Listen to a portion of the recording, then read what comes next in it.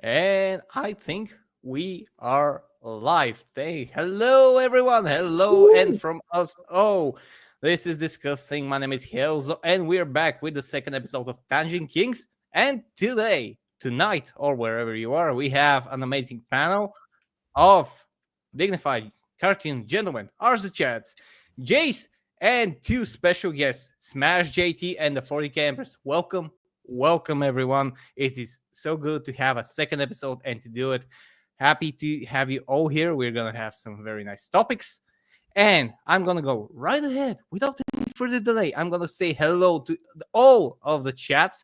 Thank you very much for coming here. Thank you very much for being here. I want to say hello to the panel, and we're gonna get to the topics. We're gonna get to some very special chats that we received. But first of all, I want to welcome our panelists, and I'm gonna start off reverse because that's how I want to do it. Jace, hello, welcome. Hey, what's welcome. going on, man? How you doing? I'm been doing great. How are you? How have you been? Hey, nobody threw a brick at me this week, so I'm doing pretty good. So been hanging in there. Perfect week so far. Yeah, exactly. Hey, I can't complain. Just doing the thing I do. We do our show every week on Rumble, so threw that down there. I'm too crude for YouTube, but I do try to toe the line when I'm here with y'all. So there is that. That is good to hear.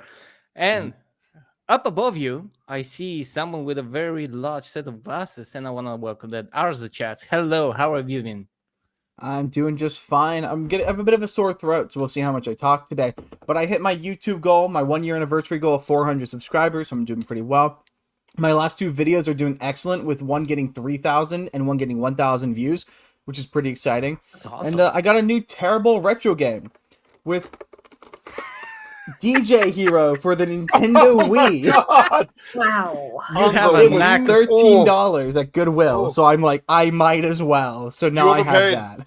You overpaid. I'm Well, gonna it's better name than you the $40 one I saw last week. True. I'm gonna name you the keeper of things that are older than you. Dude, so many things in my room is older than me. Okay, that game Yeah. playing older than me. My GameCube older than me. This is not older than me. I'm older than that. Let's just ask Arza, were you born before or after 9/11? After by a, Right. I was almost born on the 1 year anniversary. God, I Ah, feel there old. you go, then. Yeah, I also have Yeah. these. I had one of those. I remember when that was Wait, new. does that- I bought that when that was new. That's how Does old that I am. work? Does that work in the Super Nintendo? Mhm. Yes.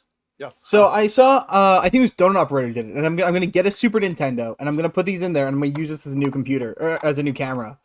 This is the worst camera I've ever seen, and I'm gonna plug it into and use it on a stream or something. I think it's like 0.4 pixels or something, or Yeah. 0.2 I- pixels. I Terrible. I couldn't understand it when we were behind the They scenes. actually and made a printer for that thing.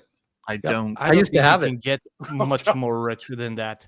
But nice to have you here, Arza. And now I'm going to jump to the first of our special guests, and I do want to thank both of them for being here. Smash, it has been a bit since we were together, and we were together twice on your show, and it was amazing. I'm very honored to have you here. How have you been? How are things? You are back from your trip, and how have you been doing? I've been good. First off, I want to apologize for missing last week. I know we initially scheduled me for last week, and I had forgotten I had double booked. I had a flight that I was on, flying back from Texas with Stutter and Craig and Side Scrollers for the Mario Kart tournament. So apologies in advance for missing last week. Things have been great, man. It's been busy as hell. I'm trying to hang on and go with the flow. I've said this before on my live streams too, and I think we can all relate to this. It's kind of like the grind of YouTube really separates the people that do it thinking that this could be a career and the people that do this for the love of the game for it. Because I'm finally, after 8 years or so of doing YouTube, finally starting to see some sort of financial results of it, which is great. But if you were to tell a younger me, like, hey, you got to go through 7 years of losing money on this and hopes to maybe someday turn on the green side of things, will you still do it? And for me, the answer is yes, I would. But for many people, I don't think that's the case. So for anyone that's looking to start a YouTube channel, just know that not. And by the way, I also know that I'm the exception to the rule too, because some people can do this for 25 years and still not. So make sure you're doing it for the love of the game, and I certainly have. And for me, it's just trying to keep up with everything. Like I said, I just got back from Texas with side scrollers. I've been doing a lot of collaborations with a ton of channels, trying to keep up, doing my live streams every night. It's a lot. So yeah, it's great. And the best part about it is getting to meet people like you guys and sharing our love and passion for video games. And I guess it's kind of turning into pop culture these days, but everything in general. It's great to be here. You're Thank you for right, having me. and you are absolutely right. You're breaking a lot of like starting up dreams that they're gonna make a quick career on YouTube. And me myself, when I started 10 years ago, on and off, and I was one of those people that were thinking, oh yeah, I'm gonna make a channel, I'm gonna start making money, I'm gonna do that. And most important thing is the passion that you want to create something slow and build it up. And that's what we're here for. And you're one of the people, and I've mentioned this before, and I just want to mention it again, that kind of motivated me to get back on YouTube 1 year ago. So again, that's the thing. The passion is one of the things. That means a lot. Thank you very much. Yeah, you're definitely one of the reasons why I started my channel. I mean, I was just a bored college student during my senior year. I'm like, well, I might as well. You're like, shit, if this guy can do it. but it is true. Like you mentioned yourself, you're just some guy that I'm does just some things. guy. It's true. I'm saying it jokingly, like just a normal man. If I could do it anyway. Yeah. When I was younger, I'm like, how hard could it be? Motivating. And then I do it. I'm like, oh shit, this is a pain in the ass. This is frustrating. Well, above passion, the one thing you need to have more than passion is extreme levels of stubbornness to stick through. Take notes. Everyone in the chat that wants to start a channel, take notes, because that's the way. Take notes, folks, because this show has been rebooted 3 times and it's still better than Dragon Slayers. Go ahead, Empress. Go ahead. Go ahead, Empress. You're our second special guest. How have you been? Oh, well, thank you guys. Well, all great, all good. I have been grinding like you are on the YouTube thing, and I have learned a lot, especially for the last 3 months. I'm trying some new things, and some of them are totally failing, but some of them are not. So we'll see. I have a few more months of testing different things, and I've been talking to some creators to share some knowledge, and some interesting things are coming up. So yeah, I'm hopeful, and I'm very stubborn because I have been here for 10 years. So yeah, very, very stubborn. Yep, stubbornness and trying new things are one of the things that needs to happen, and you need to be versatile, because especially with what's been changing with YouTube, I think we're going to talk about this today. We need to be versatile. But I want to take this moment and to welcome again and to say hello to the DCG, Dignified Cartoon Gentleman, or Digny for short. Hello. Everyone gets it confused. They think it's DGC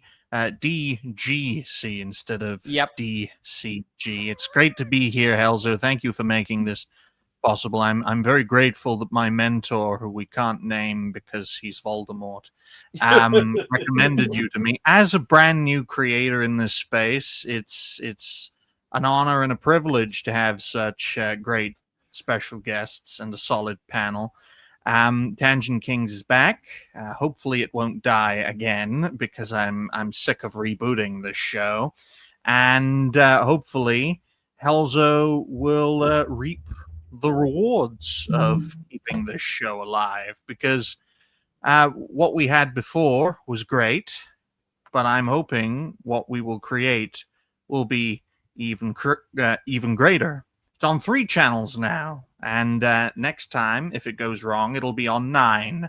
My mentor is that kind of person. So thank you all for being here. If you haven't already, like the stream, share the stream. Donations are always welcome, and hopefully they'll keep rolling in, especially for the first hour. Do you want to get to those donations first? I will. And then I will be getting to those donations, topics. because we had a couple. And first of all, I want to see the donation to Clinton Ian Van Toller, who I want to mention is the first member of my channel. He is the forebearer of everyone who followed afterwards for the Zara 35 Hail to the King and utilizing the emojis that I have made. Thank you very much, Legend. And if not, that's not enough. He followed up with a Zara 100. Say some love for the fluffs. You know that I've been dealing with some situations with my cats and stuff like that. Thank you very much. I absolutely appreciate it. Absolute legend, Clinton. He's a very, very amazing person. I'm lucky to know him.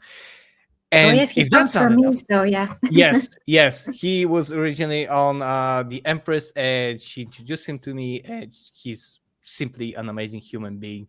And if that's not enough, we have our very own Roadkill, who is under threat of violence, apparently. That is a good motivator to donate, by the way. I should probably utilize That's that what the mafia does, and it's very yeah, effective. that's what the mafia does, and he's very, very eager to comply. For 49.99 bucks, Digny threatened my family to donate. Digny, thank you very much for being a great motivator to support financially this channel. And I career owe on my YouTube. mentor everything. So I learned from him, but unlike him, I am actually very progressive. I'm pro-black. I'm pro-Jewish. I love women, so it's great that we have one here. And fingers crossed, the concept clearly worked, but the man who made it all possible was a busted flush. He had to be replaced, and thankfully, he's having a comfortable retirement away from all this crazy stuff. So you'll never see him again, folks. And if you think you're hearing him, you're hearing things. So take it away, Helza. Hey, Digny, I do have a question. Did you threaten their family at Spear Tip? No, I used a brick. Oh, Jace, I think you're very familiar with yeah, that. yeah. Hey, So look, my today's head's almost topic- fully healed. That's good. Then you're ready for another one. No. I thought about that when I got lunch. I'm like, I do hope nobody throws a brick at me today. It's a good thing that the body develops automatic reflexes for that. So next time it's gonna miss. You're gonna have ultra instinct or something. So we have 4 topics today. All courtesies of our special guest Smash JT, because he has been covering a lot of things that have been going on with YouTube, with Visa, with things that I think that are connected, all of them. And I would actually like for to give the word to Smash for the first topic, which is the Visa situation, the whole of it, because it's not one thing, folks. It's always more and more and more of the bad things. Yep. So take it away, Smash. Well, I mean, where do I start? Like, it's a massive topic. Like, what area of it do you want to focus on here, or do you just want me to go over the entire thing? Well, let's first of all let's focus on that specific job post, because that was that was the newest egregious. That was Yeah, a gigantic red flag. So there was a job post. I don't know if you want to bring it up. I can share it in the private while I talk to it. Yeah. Okay. I just sent it. So this initial post from this guy by the name of Alfie Brody, apparently he's the VP of Global Sponsorships at Visa, and he is now promoting a job available at Visa and saying gaming is no longer just play, it's culture, community, and commerce. And he talks about Gen Z, Gen Alpha spending more time gaming than any other in media at Visa, our mission, and blah, blah, blah, all this other corporate speak. What the concerning thing that I took from this is Visa, in a way, saying without saying that they are stepping into the game industry in a much bigger presence than they've ever been before. They're looking to invest a lot of money to try to capture a certain audience and gain control of it to make even more money. And it is concerning to see. I mean, we had our first battle of the lunatics trying to co-opt the game industry to push games for their own agenda. And now I'm seeing a dynamic shift of corporate interest pushing to control gaming, and the direction that games are created to push their own special corporate interests. Visa, in my humble opinion, has zero place for being in the game industry at all. I look at them as a payment processor. Process the fucking payment. That's, I think, a very fair assumption. Most gamers would look at Visa as, yes, I will use Visa to process my payment. That is the extent of what I care about for them. And they can make their 3% grift off of every transaction or whatever the hell it is. But apparently it's not enough.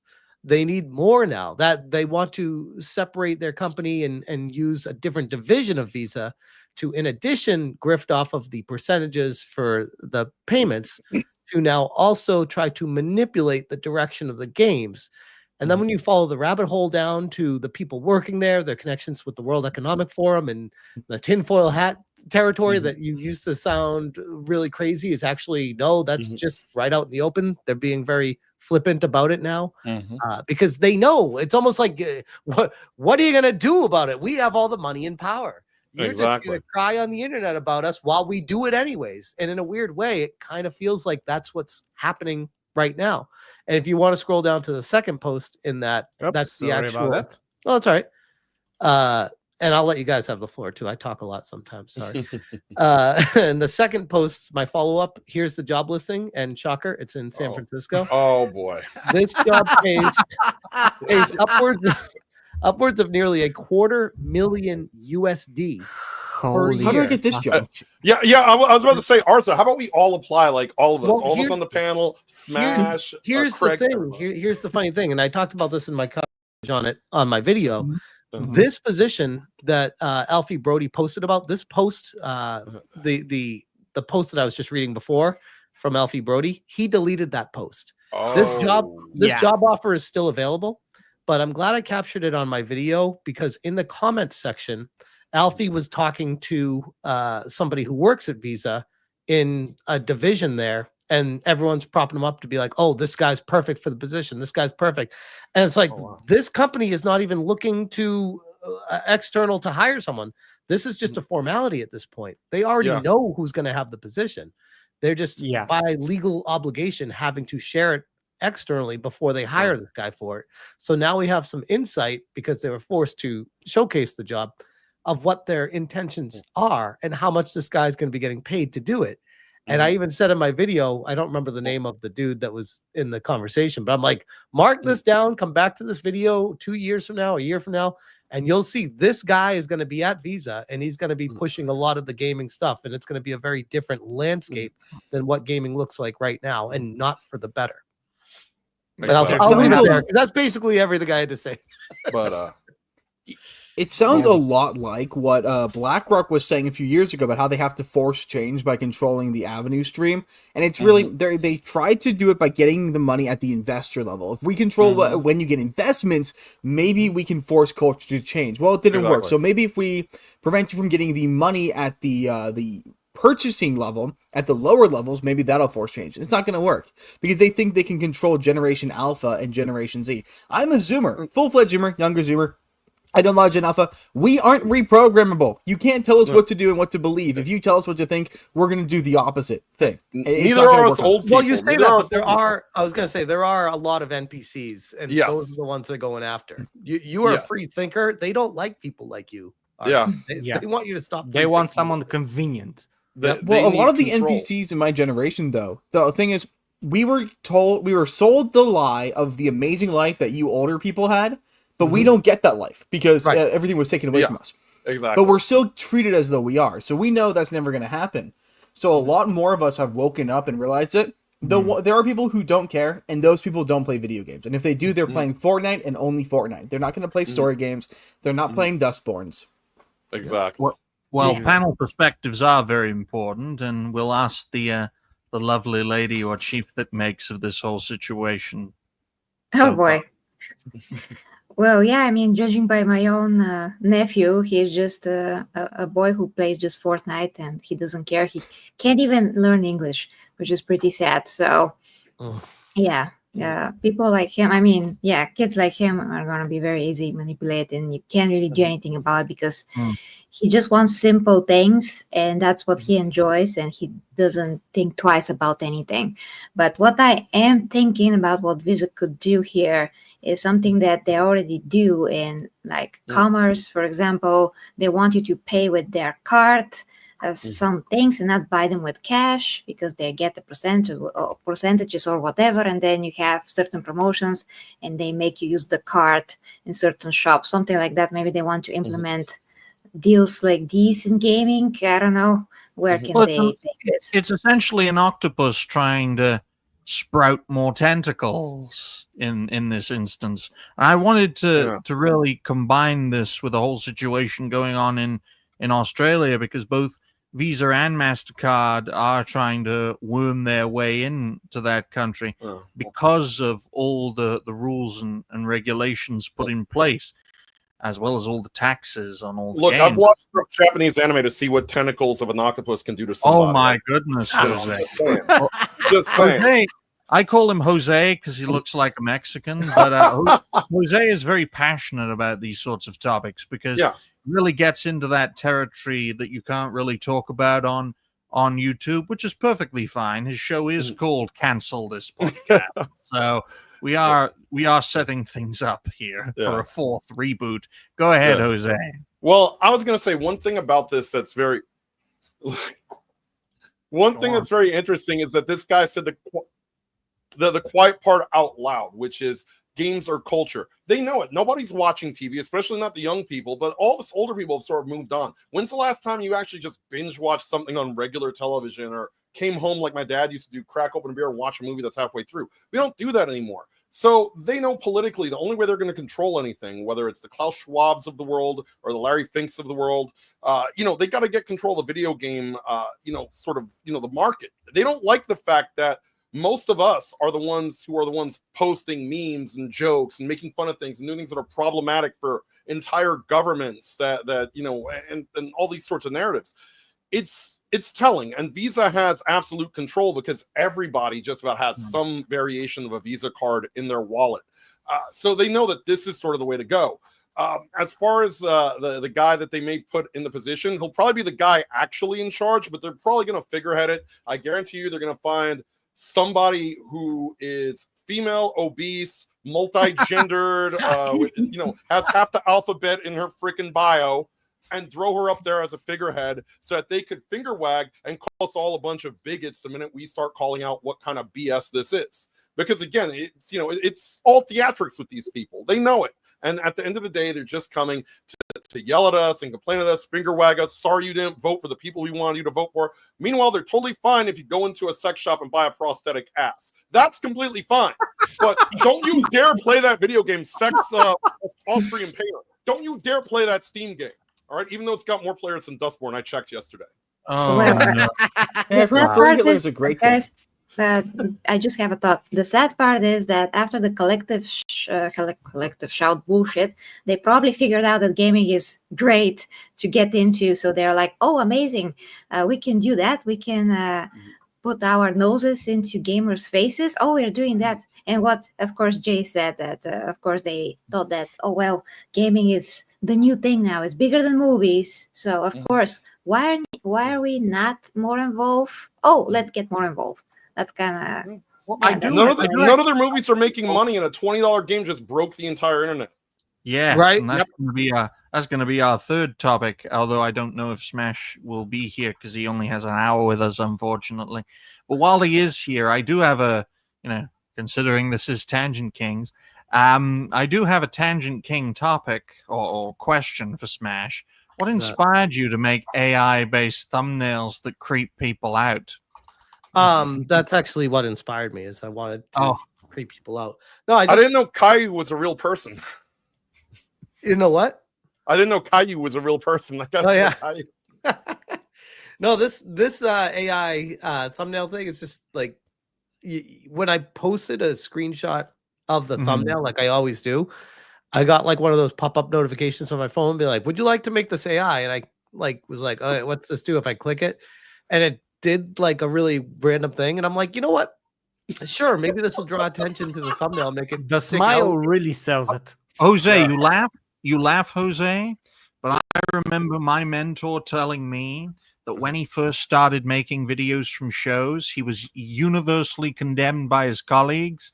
6 to 12 months later, they were all doing it. So you could laugh now, but we may condemn this now. I've I'm already just seen- questioning it. Oh, I don't. I don't want to try and take credit for it either, but I've already seen. First off, I've had people, many people, like 7 or 8 people have DM'd me asking me how I do it, and I'm like, well, it's just on X. I don't know how you can't do it, but it just gives me the option.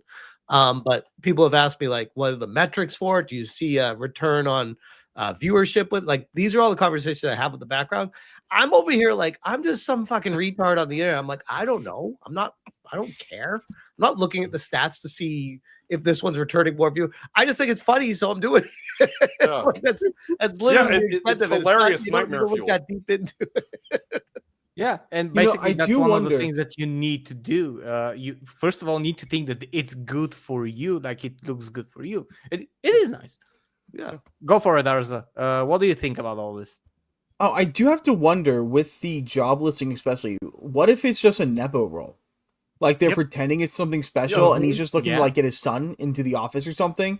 Just Oh, put that's somebody exactly he's it. close with into a high-paying his position that friend. doesn't actually do anything. His friend at the company. It's either going to be actual nepotism, but it might be corporate. It might be just someone who is too convenient, who's always had like carried the had the confidence of the company and was always there for it and was always the right man or woman or alphabetical person or creature. The thing is that they're gonna choose someone that is going to not oppose them because he's just gonna be the face of it, like with a lot of those things. But the real issue is, and Digny actually mentioned that in with the whole Australia situation, they're like when all of this happened, like with the censorship, with the UK censorship act, with the US starting censorship, Canada, Australia, all of this is so connected, and now Viz is actively moving after trying to censorship games and then trying to position itself as a form of authority on gaming or some voice. That is a very, in my opinion, and I will continue to say this, a very calculated collective move by a lot of entities around the world. This is not something, none of this is isolated in my opinion. It's way too soon. Big companies do not move that quickly. We have seen it with big gaming companies that they cannot make a needed change to their game, even though the whole community is saying something, that they're too slow to change their ways, even between games. Even when let's say a game fails and they're trying to change stuff for the next game, but they're too slow because they're too big. So this is too convenient and too fast and too I'm searching for the word, too unified to be Coordinated. coincidence. Yeah, Coordinated, absolutely. I think. Too coordinated. It's too coordinated. Think of it this way: if a bank, just a bank, went around buying game shops, you'd find that very suspicious, wouldn't you? 'Cause Absolutely. it's like, this isn't They have your domain. Yeah, A mountain doesn't float. A bank shouldn't be buying up game shops, just like a mountain shouldn't be able to float unless you Well, play. I mean, you want to go then to the next extent with that. BlackRock shouldn't be able to buy up entire cities and then rent them out to people, which is Exactly what's happening. Yeah, exactly. These that is people have something that nobody should be able to, like, no one, not nobody, because if nobody does it, that probably would be these better. people But, have 25% of the entire world's GDP. yeah, That's horrifying. No one Scary. company should have that kind of control. imagine what 25% of over 200 countries is, and calculate that as in It's 25, company- 25% of 100. No, is, imagine that in pure money. Try to imagine it like Well, take a look money at the is GDP of a smaller country. money is a form of modern slavery, where it's like Yeah. people with money don't need money, don't care about money. They can do whatever the hell they want.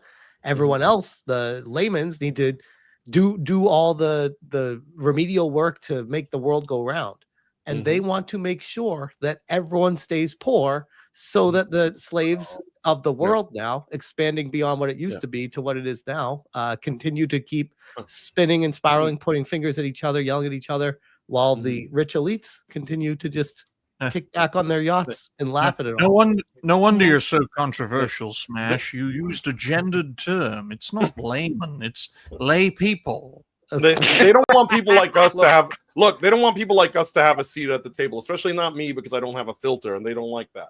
Mhm. All I I'm knew doing a is guy that's who- They don't want consciousness anyone. communism. They don't want anyone but themselves to have Mhm. any say in the Exactly. world. There are very few people, and they want us to keep showing at those jobs. They They don't want us to want be the us serfs. They want us to be the the serfs. worst thing that they can allow is for people like us to have the ability and the comfort to expand creatively and in mind. Because And a thinking person having the comfort to expand their mind and actually think about how the world is and to be able to have the time to make it better is the worst thing that can happen. And- They want people be occupied with jobs, be occupied with their everyday problems. They create problems and they create stuff for us to fight over or to be nervous over.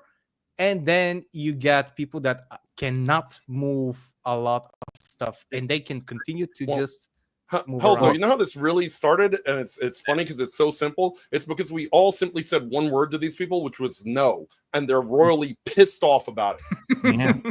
And you know That's- why? that- You know why they're pissed off? Because they're used to getting their own way. But having conversations like these, folks, are very dangerous. Well, it's So I'm also a- why they want yeah. to limit the internet, because having Mhm. conversations like this makes people think further than Mm. what we're allowed to talk about. But if you Absolutely. really- Exactly. We're not good people. We're not good influences, guys. But if you- I mean, for real. We make people actually question things. Well, I'm a good person. I think Black Lives Matter and women should have a right to choose. But I also Liar. believe, ladies and gentlemen, that Uh. when you have conversations like this, it's very, very important to sprinkle in things that the algorithm will like. Okay, so Wakanda forever. Okay, especially in this day and age. That's my Wonder Woman salute, though. It's not Wakanda forever. Yeah. Whether you like it or not, this show is sponsored by the Democrat Party. With the Democrat Party, you can win any election you like. So- Your candidate can even be blind, but you can still win in Michigan. So all right. Wakanda Forever is okay, but Hail Hydra is not. Oh my goodness, Jose! I bring Hail up the, Wakanda. Let's mix it up because we're all You know- about multiculturalism over well, here. I bring this up though because the second topic is about YouTube Yes. acting up as engineers. I believe engineers are losing control of the algorithm they're apparently programming, but donation. Hello. I am just looking at that. And just Don't mind me, folks. I'm go just and writing navigate. down all these donations. Roadkill. 7-Eleven. Smash, you wanna comment on that? Yeah, I don't know what he's talking about. I only get my gas at Costco, so I can't really help him there. So Roadkill, That I don't know what checks out. he's talking about. Nobody. Dude, there's a 7-Eleven within walking distance of my house, and I drive past it to get to Costco to get Costco gas. Are you prejudiced about 7-Eleven, Smash? No, I am just yeah, I guess I am actually. But thank Well, you, Roadkill. Thank you for the amazing donation. Smash JT owes me a 7-Eleven gas card for those of you who didn't read it. Amazing. I don't know. This is your situation. I have no idea what he's even talking about. But Other truck stops / gas stations are available. We're very inclusive here. As YouTube is acting up, we're actually in favor of Black minority ethnic people being on shows like these, despite the fact that our panel is entirely white. But the second topic I found very interesting because YouTube is acting up. This was another topic that comes recommended by Smash JT because I remember my mentor when I first really started thinking about being a content creator. My mentor would tell me about channel suppression, like the concept of if you say the wrong things or if you upset the wrong people as you climb the greasy pole that is content creation, you're likely to get suppressed, mostly by a faceless, nameless algorithm.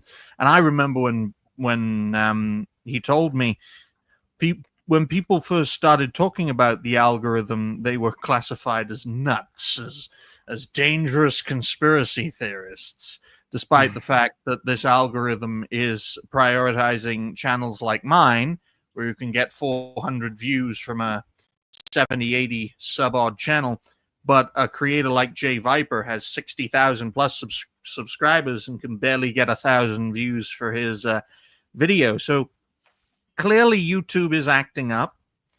Clearly the algorithm is going wild. And the platform can't just shut down to fix this problem because of how much money YouTube generates. But I really do think, you know, the Skynet allegory, we're already in it. It's just the algorithm finds us entertaining. Smash, what do you make of this whole situation?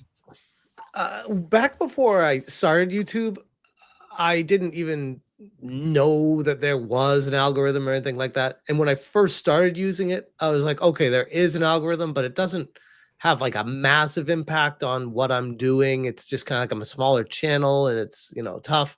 And as I was trying to grind back then, I remember thinking like, man, now that I'm in this world, I actually understand what people are talking about when they're bitching about the algorithm, because it's, yes, it's an easy thing to complain about, but it's a very true and real thing. Like it actively suppresses people and actively promotes other people. And at the delight of whoever at YouTube wants whoever to be promoted at deciding what they think. It used to be what watch time was, because that means people are sticking on the platform longer, and that means it would bring in more money for them. But recently, over the past 2 to 3 years after coming out of the pandemic, it seems to be shifting from that to a more pinpointed, targeted, what the people at YouTube want out there, instead of just who's keeping people watching them. And I feel like it's a really hard dynamic to follow if you're trying to get noticed. And in a weird way, you need to take a big step back and just say, yes, the algorithm is going to change. It's going to fuck me. It's going to fuck me again. It's going to fuck me again. I just need to do what I'm going to do. And maybe the powers that be will change the dynamics, and what I'm doing will fall back into favor with them. And I know I'm not alone with this. That's the other thing. Because if you're the only one bitching about the algorithm, like I got bad news for you, bro. That's not the algorithm. But with this situation, it started with murmurs, with DM conversations, group chats that I have with people, and not even starting with me, by the way, because when it was starting with me, I was just questioning myself. I saw other people being like, hey, are you guys seeing a hit to your analytics? Are you seeing less views? Are you seeing this, that? And I'm like, I am, but I just figured it's me. And then people start to chat. It's like, nope, me too, me too. And all these different voices coming in from different perspectives, covering different areas of the gaming industry, all having the same result is confusing, because people don't just stop watching videos. So where are these views going? What has happened to the audience? Because we are doing, I would even argue for myself, some of the topics I'm covering right now, at least to me, are far, I'm probably biased, but far more entertaining than they were 4 months ago, 5 months ago. So I'm like, these should be the videos that are getting more views than those ones back then. Those ones back then were good, don't get me wrong, but I feel like this is a much hotter, more powerful topic that extends well beyond everything, like the visa situation and stuff. And I'm like, and the Roblox stuff as well. And you got to wonder, I'm like, and I'm not the only one talking about this stuff either, but across the board, the views are down, for me at least. I'm getting, and I'm not even exaggerating when I say 1/10 of the amount of views I used to get. Like 1/10 from like 2 months ago. August 1st or so was when the shift happened. And the topics, the conversations, the videos that I made have been very consistent. And it was so jarring that I had to actually change how I went about publishing videos on my channel, where I used to put like 3 or 4 hours into editing, scripting, publishing, and promoting, stuff like that. Now it's just like, I don't have time, because if I get that topic wrong, as far as like not being the one that people care about for the day, I'm boned. So I've shifted to I'm going to cover a bunch of stuff, do live streams, cut the live streams, post them to my channel, and hopefully I'm covering the things people want to hear about. But it's throwing darts right now. It's like I hope this is interesting to me. I hope it's interesting to you. Well, that's why my mentor had the mindset of shooting out videos like bullets. Even if one or two do well, then it's worth it. I remember when the 40K Empress, this was a private talk that the two of us had, when she said that I was, a new boy in this space, hardworking. No, I'm efficient. That's the only thing I get right is efficiency, and hopefully I'll get more things right as I start my creator journey. Yeah. Well, I can make 3 videos in an hour, so I can shoot them out like bullets. Well, thank you to Mr. Nobody for the gifted memberships. Yes. We appreciate you. Hey, Mr. Nobody, it's you.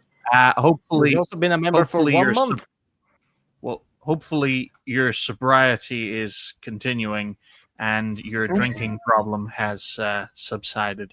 All righty then. Yeah. Well, I can tell you what I noticed as well with the algorithm if you want, because Go for it, Empress. it's quite something. So, okay, yeah, I mean, same thing happened to me. It's a bit different situation because I actually pivoted the channel that is more than 10 years old, that was about Xena Warrior Princess, to a gaming channel. So basically my gaming channel is like 3 months old and a half.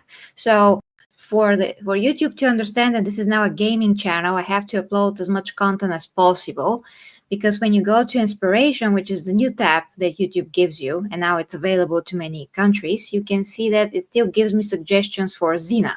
Now, since a week ago, finally it stopped. So now it gives me just suggestions for gaming content, which are actually pretty good topics. But the point is that it's also different when you pivot the channel and when you start from scratch. If you start from scratch, you have a bit more chance. Now, on my other channel, which is the 40K channel, I also pivoted that 5 years ago successfully, and it's all good. But then on the another channel, that's my third channel, Superhero Truth, then I made sure that all the videos are delisted, so I don't have to confuse the algorithm. When you delist them, they're literally invisible to the algorithm and everybody else. And then I started to upload the superhero videos, and some of them did really well, like almost 2,000 views from like the first try. So it is very different, like the niche. If you pivot it, if you don't pivot the channel, then it's the title, which is extremely important. I use several formulas for that. Some work, some then start not work where it's supposed to work. I even talked with Helzo. He has a video that's very successful, like almost 6,000 views, right? Yeah. About that. Again, I tried that same formula afterwards, and it didn't work. Yeah, and I tried that same formula on my channel and it didn't work. But when I tried it, YouTube still was thinking that my channel is for Xena.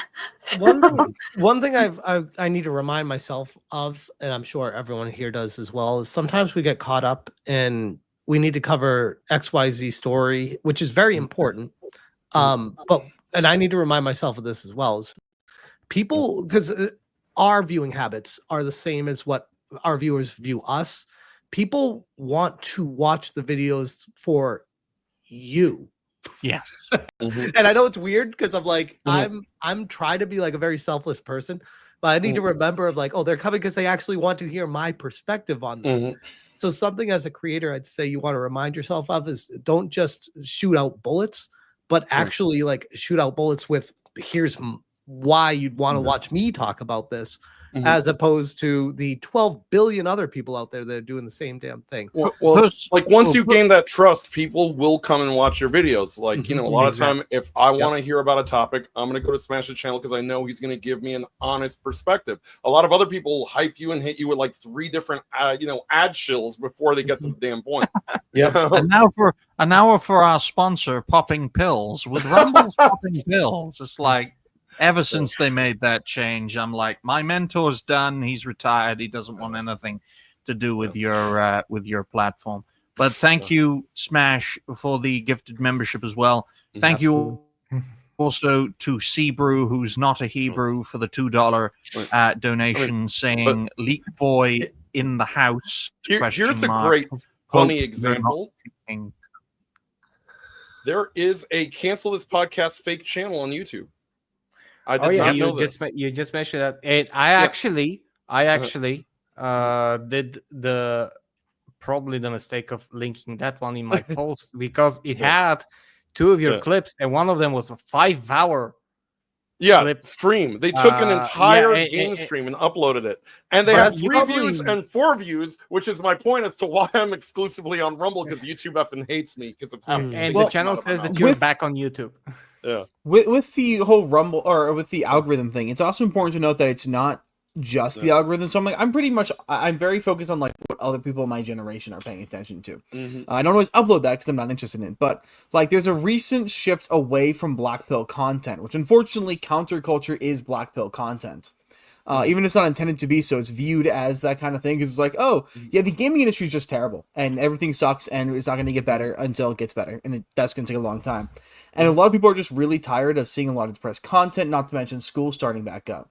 I mean, the algorithm has been kind to me as a 1-year-old channel with 400 subs, getting a 3,000 viewed video is pretty exciting for me. But just talking about the things that are keeping us down, things that are ultimately working against gamers as a whole, is not always something gamers want to deal with. And I noticed that there's been a massive shift towards looking at either things that aren't explicitly black-pilled or things that are actually like hopeful and exciting, like talking about how great Silksong has been for the industry.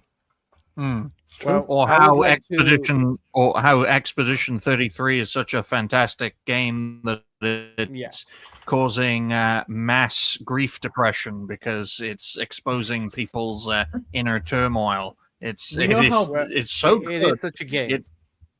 Everyone knows how bad everything is. We're just looking for the one time we get something good, and the good things rarely come. And when they do, that's all people want to consume. It's just the good, positive content.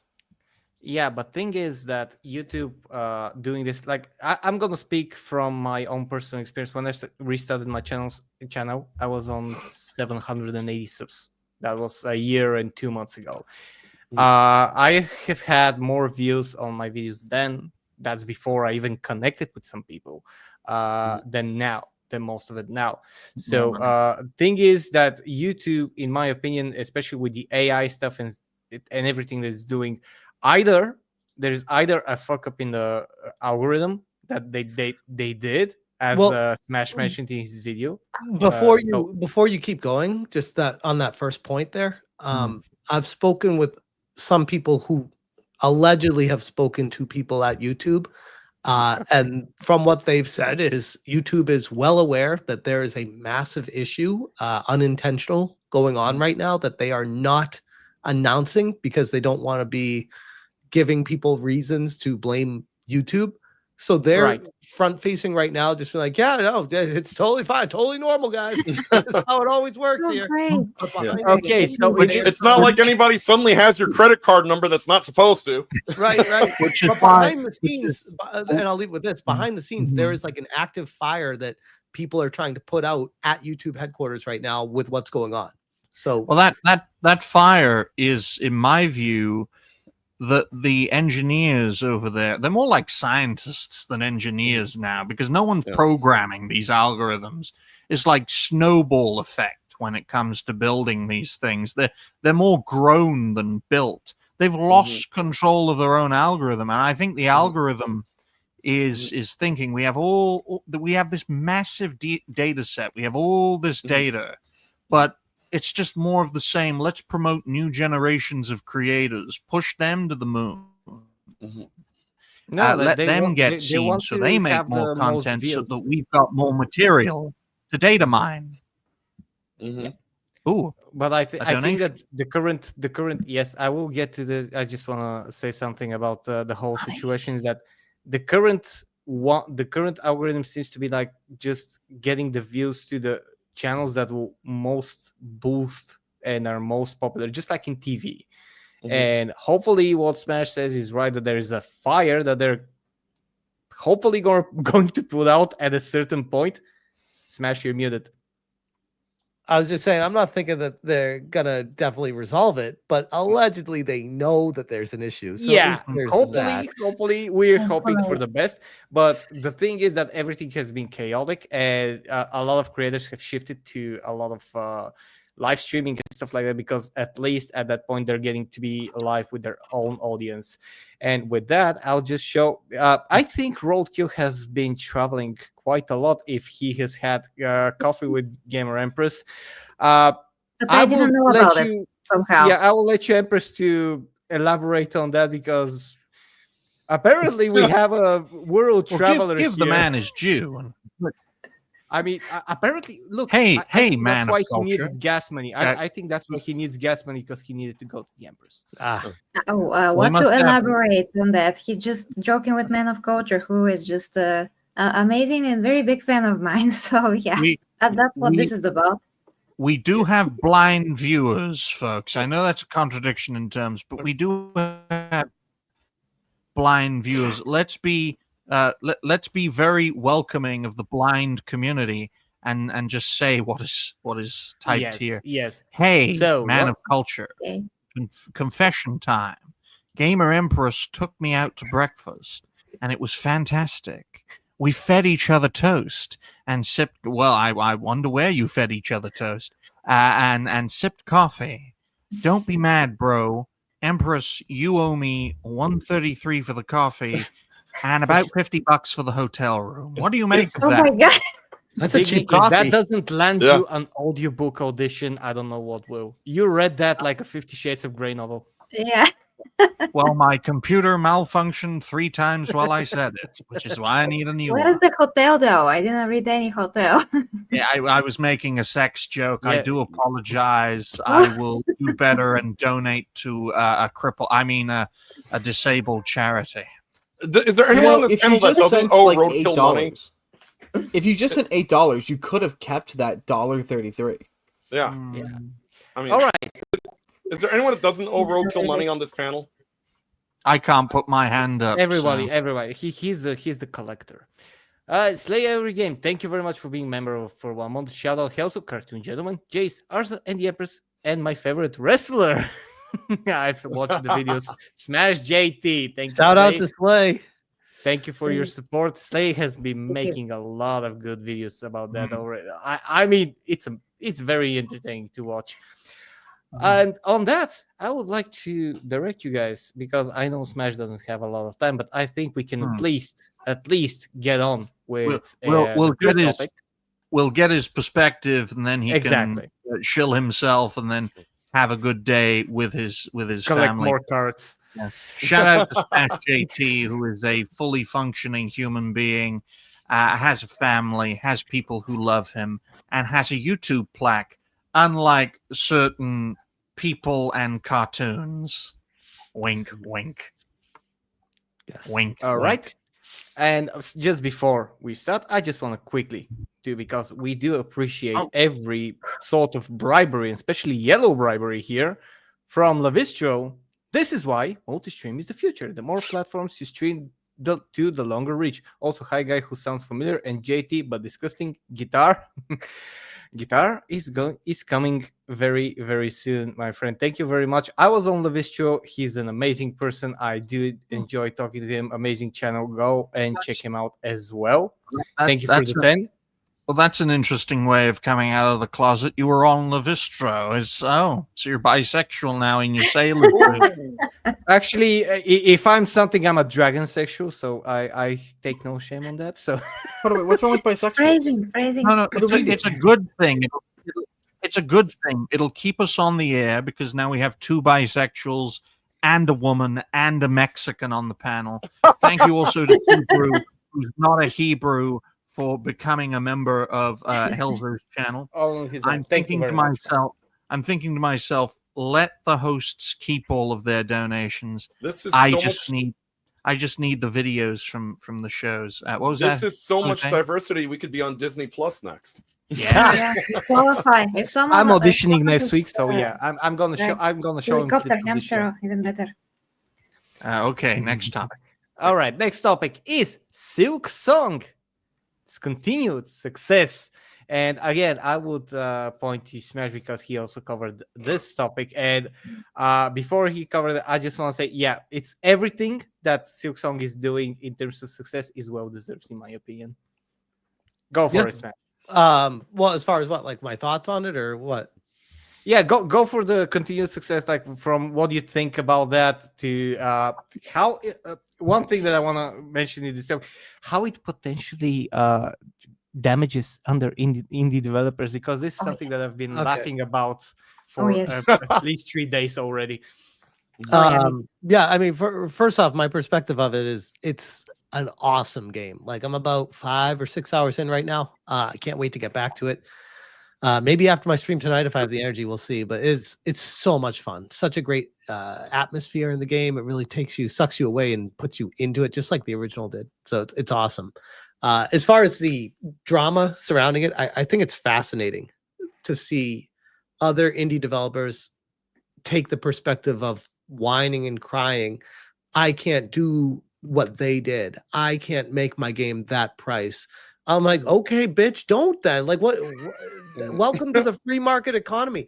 This, I hate to go back to politics with it, but this goes back to get communism, get Marxism out of fucking gaming. These indie developers legit feel like they should be owed a loaf of bread, just like everyone else gets one loaf of bread for putting their game together.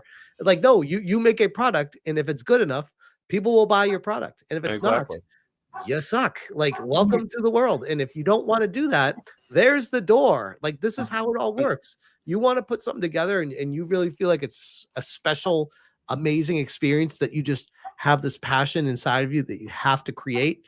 Great. And if it doesn't sell, it's kind of like being a content creator.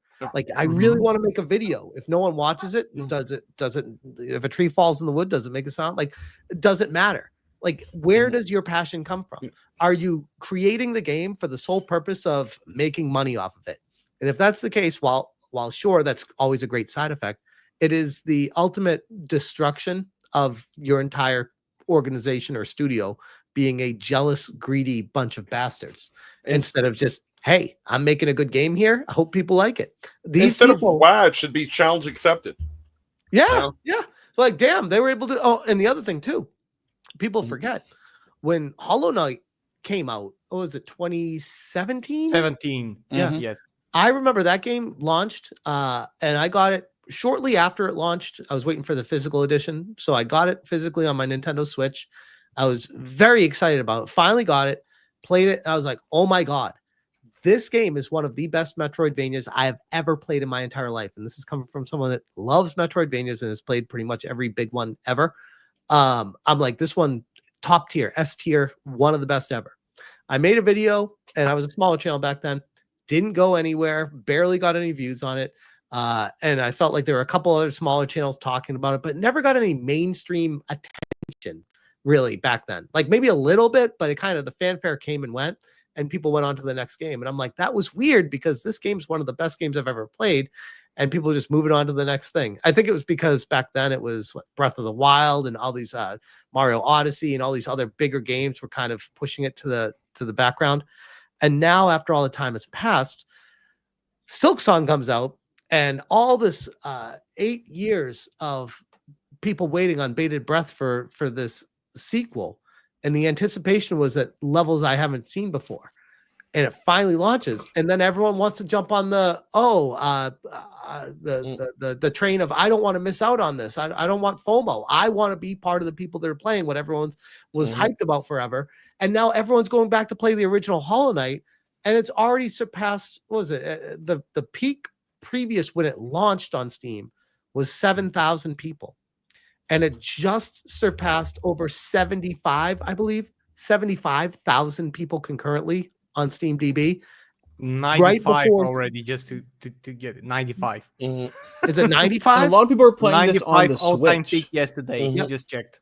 Yep, and a lot Hollow of Knight people, is a Switch game. You're right. So people playing everywhere. But my greater point is like, people are only, they're getting caught up in the, I don't want to miss out on this. 8 fucking years later. So these indie developers right now that are coming out with their first game and they're like, I want people to care about me. Bro, put your game out Build anticipation. Come talk to me in 8 fucking years and let me know if people care about your next game.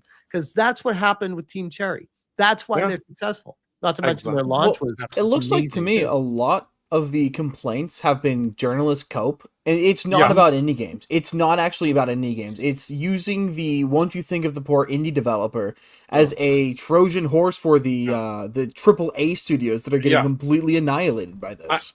I've seen articles that said that Veilguard's player base is up 15,000% or something stupid like that, and it's more of a cope of, oh, why aren't people coming out for Veilguard, but they'll come out for this? Well, you know what? You put out a $20 game that doesn't have an agenda, and people said, you know what? That's a safe bet. That looks fun. I'm gonna buy it, and if it's not fun, it's only $20. I'm not gonna feel bad about it if it wasn't for me. When I was an actual game. I was reviewing it back in 2017, I was just like, that was why I was so happy to have a YouTube channel, because I'm like, I get to express my passion for what I love about this game, and I have a platform to talk about it. That was the driving force back then, to be like, I am so excited that YouTube exists, so I'm able to do this. And I didn't have much of a platform, but at least I was able to get that out of me. I was frustrated though, because I was such a small creator that no matter how much I yelled about it, like no one gave a shit. I'm like, play this fucking game. I was just about to say, well, you've come a long way since then, and well, considering we've hit the hour mark, it just goes to show, folks, you stick at this. If you keep on going, you have the means to keep on growing, whether it's into the hundreds or thousands or tens of thousands or hundreds of thousands of subscribers. Keep at it. Okay, my mentor told me many things, and yes, what he built no longer exists, but I think the network will do wonders in its place. He is thankfully happily retired, and that's why folks like Helzo, Noise, and Dash, who host the other two shows, will reap the rewards from what was left behind. So Smash, since it's the hour mark, why don't you tell all the fine folks and fellow creators watching where they can find you and what your future plans are, and then you can bid yourself goodbye. No, first off, thank you guys so much for having me. This was a lot of fun, and I apologize in advance to cut it short. It's all right. It's all right. I have to pick up my daughter at school, and I also want to say hi to my wife because it's been a very busy day already. But first off, Jace, thank you so much for all the Rumble raids. Appreciate you, bro. I apologize when I miss saying that because I see it after the fact and stuff, but I genuinely appreciate it every time. So thank you for that. Thank you. And obviously always for the rest of you guys too, thank you for your raids. I feel like I call out everyone else's, but with Jace I feel bad because sometimes I miss on Rumble. But yeah, as far as me, Monday through Saturday typically 8 p.m. Pacific time for Smashcast, and what I have coming up is we got a lot of bitching about the UK going on, and that seems never ending. I'm going to update people on the situation with Visa, and good job. None of us live in the UK then. Yes, thankfully, none of you are in the UK. Yes, but yeah, that's basically it. And this was honor and a pleasure. Thank you guys so much again for having me. Really appreciate it. You have a good day now, Smash. Doors always open. Smash. Appreciate it. Yeah, we'll do it again. Awesome to finally meet you on stream. Yeah, I know. I was going to say that too, Arza. It's an honor and a pleasure. Got to get you on Smashcast one of these nights, dude. Definitely, man. Love that. Good to see you, brother. Thank you. Later, guys. Bye-bye. Thank you. Cheers, man. Thank you very much for being here. Look. Helzo, there's another cartoon in the chat. Yes. A cartoon who unlike Smash for some insane reason, don't ask me how I know this, folks. My mentor's retired. But it's great to see another fellow cartoon in the chat. I hope you're doing well. Wait, you're the guy who makes This Female Gamer videos, aren't you? I think you've made 17 of them so far. I think he beat the algorithm by this. This is the one who can cheat the algorithm, apparently. Mm-hmm. Yeah. But before that, I want to yes, this. EB. Hello, Evie. Thank you for becoming a member. All on your own. This is, folks, ladies and gents. This is one of the things that drives this channel. As you know, all of the donations, everything that comes along, is for the growth of the channel, for the continued and for the updated and upgraded content, and for homeless animals and animals in shelters. This is one of the main drives of this channel. I've mentioned this before. We help, we feed, we provide veterinary care, whatever we can to at least make the lives of these poor fluffs a little bit better. And if you know me, if you've seen my member videos, you know that there are a lot of them. So thank you. All right. I'll tell you this, folks. Well, I'll just mention one thing in regards to your lovely cats, Helzo, because we all know ours cat is disabled, and look, we are pro disabled people. We are, of course, pro animal here. We are fully in favor of animal rights. And my mentor said to Helzo, he said, this show is going to be so successful that the biggest problem Bulgaria's cats will have is an obesity crisis. That's how much we will feed the cats of Bulgaria. We're up to about $110 from what I've calculated. The latest is $2 from Furious Dan. Shout out to the network. Hopefully we can figure something out with Dan to get a fourth show on the network. And that's the great thing about the network that our predecessor show and my mentor couldn't do, is that thanks to the network, we can have shows everywhere.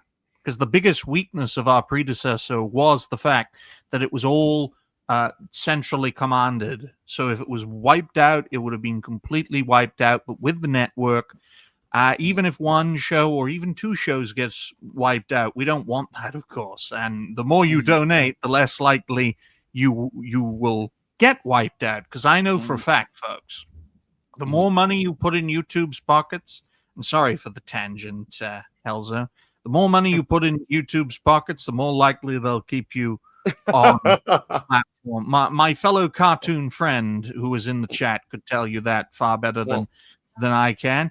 And we're now up to $110. Look, well, no, $120. If anything happens, we're gonna have to get Digny a beanie. They like beanies, from what I hear. No. I'm not Tim Pool. I'm not. But I do appreciate everyone's support, and we do have contingency plans if any show or channel gets wiped out, and we're working with Furious Dan to set up a fourth network show, and we'll work with other creators to start up their network shows. I'm aiming for 7 shows 7 days a week. Then I'll be shooting out videos like bullets. Oh, wow. But go ahead. Go on. First of all, thanks to Roadkill as well. He's been crushing it tonight. Thank you very much for the spot. Can't stand feeding animals. Okay. They're probably too cute, and he explodes when or probably he has to sit down because his legs feel weak from that. Put down the fork, Roadkill. Put down the fork. And Furious Dan goes again for another 2. The show must live on, and it will. It will. We are up to the 2nd episode. We're crushing it. We have such amazing panelists. We have such an amazing chat. I think personally that we will crush it as long as we are here and we continue doing. YouTube might try to bring us down. Everyone might try to bring us down. I think we are thicker skinned than that. And on that note, I want to bring us back because Smash said his side of the Silk Song success. I would like to give the word to our lovely lady, Empress. Oh boy. Your wings, they're glowing. It's behind my chair. It should be behind my chair. Well, thank you so much. What do you think about that? Well, I just heard the news that all the developers from other studios are complaining about the game, that, what Smash said. And I was like, what are you guys doing? Like, what is this? Is this like a, classic I envy you situation, but in a larger scale? Because what else could it be? Like, no one is obligated to do anything but their own game correctly. Like, do your game the best way that you can. Release the game. What else is there? They're supposed to serve the people, not the studios that are, like them. So this is just a lack of common sense. Yeah, I was just very shocked about it. I'm like, what? Now gaming studios are complaining about something that's good, and actually this game is making such amazing headlines, and it has such a great success that all the other indie games are probably going to benefit from this anyway. So they don't need to piled on, on the studio and be like, hey, you owe me something. What? Yeah. And they No. think we owe them something. They think we owe them, just to buy whatever they put out, and they get mad about it. Oh, how dare you? Shame on you. It's not me that's wrong. It's the customers that are wrong. No, you've got it backwards. Your job is to put out something that we want. If you're putting out something we don't want and we don't buy it, that's not our fault. That's your fault for either being untalented, uncreative, or throwing a message in that we didn't want.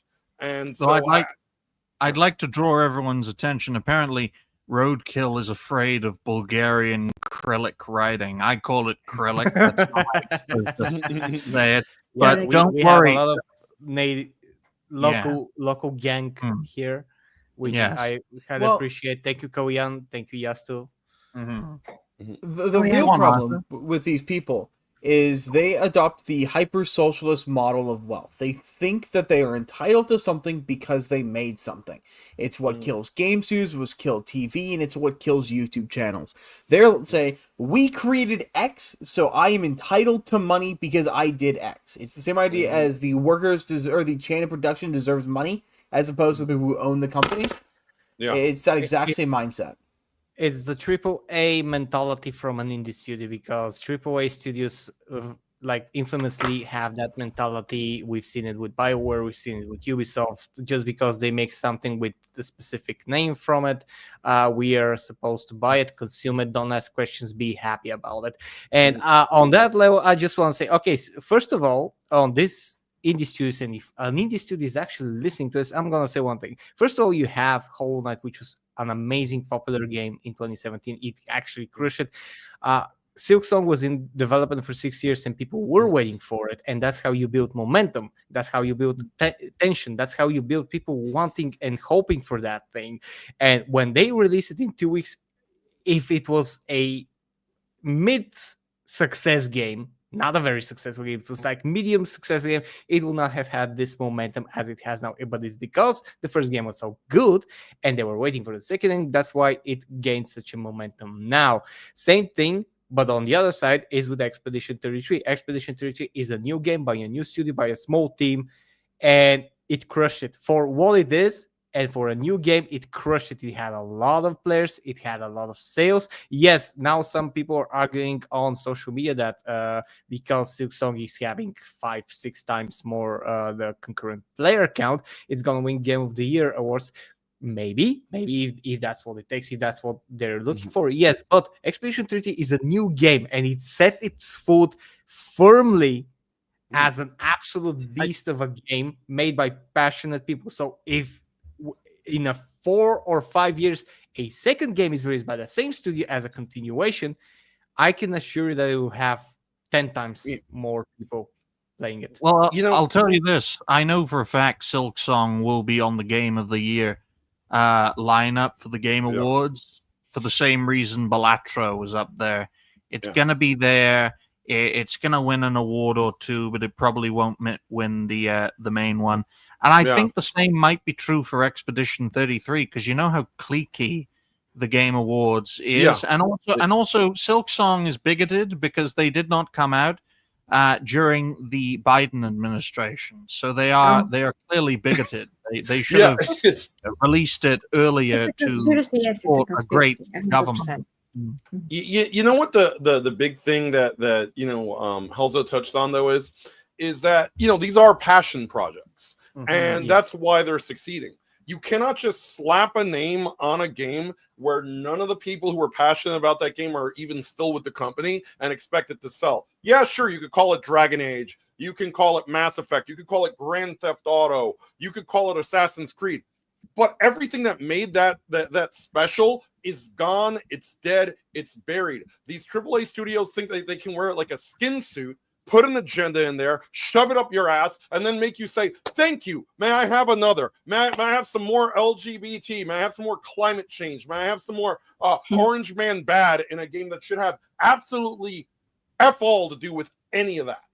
Just give me an Absolutely. entertaining game because I work my ass off. I work my 3 jobs, and when I get home, I want to sit down. I want to be entertained. I don't want to be lectured by a bunch of assholes who are making more money than me and don't have to work 3 jobs to get the bills paid. Oh yeah, and they Well, think it's that they're like- more important than anyone. Yeah. Mm-hmm. It's like the stone toss meme with the car salesman. How is this going to help us sell more cars? Sell more cars? They have no interest in making Yeah. a fun game. They have no interest in making an enjoyable or entertaining game. No, they want to put their gay propaganda out there. That's why they're begging for easy modes. That's why they're begging for boss skips. They're begging to have a hyper interactive media that tells them all of their gay little fantasies. All right, so what was that thing that they were coming out? Do you remember on PS5 they want to create something where the game plays itself, essentially? Yeah, Like, they yeah. want to do an autoplay mode for a lot Yeah. of games. That was basically no difference than just watching a playthrough, but, you know, you get to pretend you're doing something. You know, I've been doing a lot of Silksong. I've done 2 videos. That's a lot for me on the same topic about Silksong, and it's doing great. It's great for the algorithm. If you want to get ahead, do a Silksong video. But I've been talking about it, and I've had a lot of people getting angry at me for saying that the game should not be easier. They're like, what harm does an easy mode do? Well, that mode that Jose or Jace just mentioned did not exist before we were in this era of saying that games should be easy. You know, Aladdin for the Sega Genesis does not have an easy mode, and that makes it fun, because that game is incompatible with an easy mode. Hollow Knight and Silksong are incompatible with easy modes, and if you need one to play the game, go watch a fucking YouTuber play it. Don't demand they change it, because when they make the game for an easy mode compatible, they have to destroy auxiliary parts of the game and destroy its identity. Arsa is onto something. I want to take all of these supposed games journalists and put them in a trap like in the Saw movies, but it's like in front of them are 3 NES consoles, and one has Friday the 13th, one has Ninja Gaiden, and one has Ninja Turtles. And if you want to continue to work in the games industry, you have to pick one of them and get to the end of the fucking game. Well, don't you guys remember the Cuphead journalist? There was a journalist who spent, I think it was over an hour trying to solve the tutorial. He couldn't figure out how to air dash. Oh my god. Something Oh, I intuitive remember to that. gamers. I remember He that. couldn't dash and jump then dash. He couldn't do it. Oh boy. Jesus Christ. But you know, the information that, you know, I talked about and Jace talked about, actually that was 2 separate things. Like one developers or the same developers complained about the developers of Silksong and how they handled the game and why it's cheap and all of that. And the others are the same. I'm not sure. They complain how this will set a precedent for people to expect quality now. So how dare you? And they're gonna expect the pricing to be that, you know, $20. So it was, I mean, twofold, at least 2, maybe 3, but the complaints are a lot, basically. Yeah. This You has upended literally the cannot industry. set a precedent. You cannot set a precedent. The indie market is antithetical to precedents. It doesn't fucking work, because the indie market is what people produce and what people are willing to do. It is the definition of a free market, which is immune to precedents. Well, Yeah. speaking Is of that- precedent, there's one Developers precedent should we know should that. all. Well, there's one precedent, Empress, which sounds like such a simpy thing to say to a woman, but one precedent that we should all follow is show me the money. There you Agree. go. Roadkill basically absolutely crushed it. 1999. Ooh, that was the year everything changed around here. Anyways, everyone, please hit up our famous tackle track. Furious Dan changes the fry oil. Oh my god. Folds the burritos and plays his Game Boy. Does he change the brakes? I drive and yell a lot, and we also have a fanboy, fuck you know, that delivers food within 30 minutes. Boss mode. Okay, I'm ordering. Who wants So that? that's how Dash Attack makes his money, and We're getting Helzo- taco money now. We're and getting Helzo taco money. will welcome him with his sailor suit on, which he's wearing currently. I'm Kelso Oh, the man. Sailor Man. But we also have Furious Dan, who is unrelenting, and thank you very much for the 2 as well. Damn you, Roadkill. All right, we're having beefs tonight. We're having beefs. We're having people owing people money. I think we're turning into an Italian comedy show. It's called a fan-funded flame war. Okay, folks, and thank you to Dash for your donation as well. I've written down so many donations, folks. We're gonna feed so much Bulgarian pussy. It's gonna be incredible. Oh, cats. And speaking of that, Oh there boy. is delivering the tacos and actually giving me $4.99 to eat the taco. Apparently, that sounded weird. That sounded better in my head. I'm sorry about that. I'm sorry. Pause. Pause. Is that what the young people say? Pac-Man World 2 Remake added an accessibility mode. Oh my god. That I assume is for the disabled and journalists. Which is now the same thing, What- basically. I mean, Yeah, I I was mean, about to say that. there's not a very big distinction between the two. Oh. It makes platforming easier. Thoughts? Well, what are your thoughts? Can Ours we are- just acknowledge how Pac-Man. utterly? Can we just acknowledge how Go for it. utterly insulting it is to frame journalist mode and easy mode as an accessibility mode?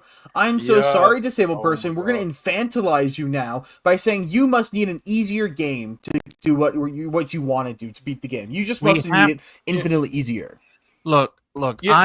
I'm 12 and 52, so I Look. don't know what Pac-Man is, but I think we should protect the differently abled with these accessibility options, because for all we know, they're playing it with their feet or with their nose, and Pac-Man talk- is, well, it was Game of the Look. Year. One of the biggest kicks to the balls was all these accessibility modes coming into fighting games. I know that I've said before on the show that I'm probably one of the few people actually, was a fighting game enthusiast at one point in my life. But one of the reasons I sort of felt, disenfranchised with it was, I spent a long time learning how to do all these special moves, crazy controller motions, half circle back, half circle forward, do this shape of a pretzel, 360 motion while holding block to do this move that you can't do, otherwise you jump. And they go, oh, it's too hard. We need an accessibility mode. We need to be able to push one button and do a super move. Learn to play the fucking game or get out of my face. It's a competitive game. It's like if you were playing football and because you're bad at it, you want the entire opposing team to put one hand behind their back. Like, it's ridiculous. Get out of here. Go play Candy Crush, Tetris. Go do something that your skill set can actually do. Because, look, if I'm not good at baseball, then I have no business on the baseball field. That's life. Yeah, sadly, life is not something that these people accept. And we are in an age that this is something that is continually being canceled from conversations and from actually the reality of, especially young people. I think it started with participation trophies, to be honest. Like getting a trophy just because you were there. Ever since I've heard about that, maybe 10 years ago, I was like, all right, this is not going in the right direction. And accessibility mode, if it's a single player game, if it's a game that you want to be accessed and bought by a lot of people, and if it's let's say a quest game or something, okay. But I think that it needs to be based for the people that are mainly going to play it. Like, you need to adhere to your main audience. You need to adhere to the people who are most likely to play it the most, and people who are most likely to buy it and to succeed in it, especially if it's a multiplayer game, then even most of it. Well, You know thank what you, an Dan. accessibility mode is? You can't risk alienating your audience just to bring new people in. You have to, have a certain balance. An Thank accessibility you. mode is colorblind mode, Hi. not free jumping. Easier difficulties are not accessibility. I want a game system where who you are is in the game. So if I am disabled, there should be a disability feature, but that's going to make it way harder, because how am I supposed to get up this flight of stairs? Yeah. And I think Yeah.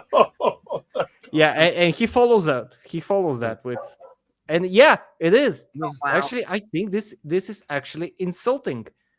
because you didn't achieve anything, and being happy for not achieving anything does not build character, Hmm. and you Indeed. need to build character.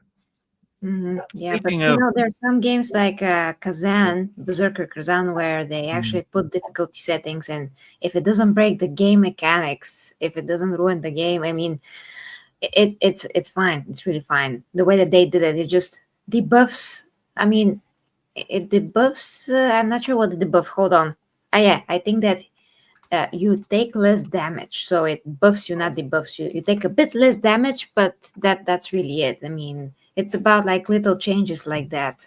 Well, it's But like like for example, Wukong now has some horrible stuff in it that I totally don't agree with the difficulty. But okay, I mean, it's really case by case basis.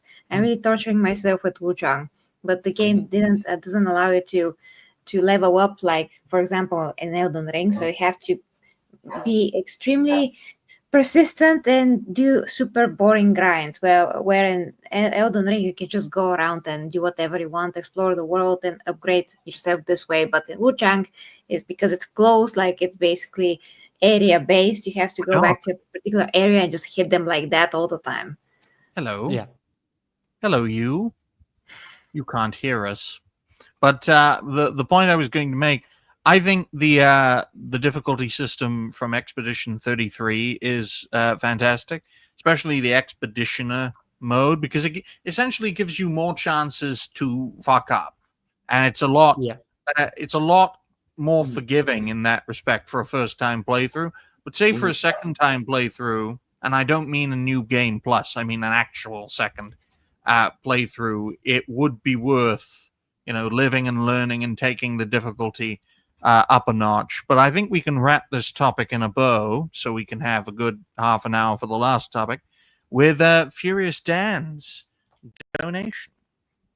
You have work hard and earn a reputation with your audience. Yeah, that's basically describing what we were actually talking about in a previous topic, and when what Smash mentioned that you need to be hello, doggy, hello, sweet. Big son. I know a guy as brown as you. But you're both so nice. Hello. But I thank you, Furious Dan, for your donation. I absolutely agree with that sentimentality. I'm always of the mindset of always tell the truth. And there's only one caveat to that. And that caveat is, unless the platform you're on wants to exterminate you, then you can lie. But apart from that, always tell the truth. Always tell uncomfortable truths, okay? If someone's got a drinking problem, tell them they have a drinking problem, and it's alienating everyone around them, okay? If you are making more money than you have sense, tell people about it, because it's a good... having too much money is a good thing to have, right? It's a good problem to have. I was making $500,000 doing what we do, or $300,000 doing what we do. Oh, look, there's another one. He's also brown. I'm loving all the diversity on this panel, even if it has to be dogs. And we appreciate all of you for your support, and we are willing to tell the hard truths. That is one of the few things, along with these shows, that we're going to carry over from our predecessor into the network. And if you don't like it, well, there's the door. Bye-bye. We can always replace you with people like Furious Dan. Oh. So take it away. We are going to go to our fourth topic, which, again, was from Smash JT. And it is about the Elon Musk versus the Voldemort judge, as he was becoming known to be. And this is basically, I'm going to give you a rundown of a description of what's going on. Sadly, Smash isn't here to elaborate and to give his thoughts, but the Brazilian Voldemort judge basically ruled, is apparently of his expert opinion, that removing unlawful, and I'm gonna hurt my fingers one day doing that because there's a lot of that going on. To remove unlawful content only within the confines of Brazil, and he's of the opinion that the platforms must remove it globally or face massive fines. So even with that, you can pretty much understand exactly what's being said here, that even globally, that means that basically he's saying something that Visa and the other companies that are in the whole road are trying to shove down our throats, that you're actually going to do what I tell you. No matter where you are, no matter who you are, no matter what you believe in, you're going to play by my rules because I have the money, I have the power, and I'm going to tell you exactly what you can enjoy, what you can think, what you can say, or face the consequences. So what do you think? Because this is the kind of the whole premise, and Elon Musk is blatantly against it. I try to find his post, but that man sometimes posts a lot of stuff. He does. A lot of memes too. But I would like to. Well, Helzo, one moment. The man doesn't sleep. That man is nuts. Elon Musk and the teams that surround him are goddamn crazy with the things that they are doing, and so many different things they are doing. What Brazil and what the Brazilian judiciary are trying to do would have made far more sense in this Cold War mindset, of the world being split in two, and one part of the world having one rule set and another part of the world having another rule set. But that's not how we live. We live in a multipolar world, and the thing about the internet is it's international domain. Technically, it should be considered international waters, and because no one controls it, no one operates it totally, and with platforms, it's the platform's rules and regulations. Of course, their basis of operation should also serve as a legal framework in that sense, but they are like international waters. The internet is a place of neutrality and should be a place where all thoughts and ideas are considered, from the most liberal mindset to the most fundamentalist, and donation. Well, yes, just wanted to bring that up before we continue with it. Again, I think we're having quite a heated conversation with everything, and Roadkill is apparently the one who has a lot of information about other people and who owes them money, especially. But thank you again for the $1.99. Furious Dan hates dogs. I think Furious Dan revealed that. Yes. Sure. Well, shout out to Roadkill. Don't show up comments that aren't donations, Helzo. That's a bad habit. I only show comments that give you money. But Roadkill, shout out to you and shout out to your sister. I think your sister is a great woman, especially because she practices race mixing, which is a great thing. What better way to bring people together and unite this divided world than us becoming a giant melting pot malaise, like a giant salad bowl Yugoslavian melting pot. I'm sure everything will work out from that. Why Yugoslavian though? That's very out of nowhere for me. Very short-lived. It's a hint. It's a hint. I'm known for that. Oh, more money. And we had another donation, and actually, I want to say that second episode, and we have reached the goal that I created for this stream. Thank you very much, Roadkill, for bringing that. Dan, you had a dog until yesterday's lunch rush. Well, shout out! I love this chat. Shout out to Roadkill, shout out to his sister, and shout out to that great family. Okay, we appreciate you all. Keep up the mixing. We love you for it. Carry on. Thank you very much. So keep up the mixing on a t-shirt. That's what I want to say. Keep on mixing, keep on dixing.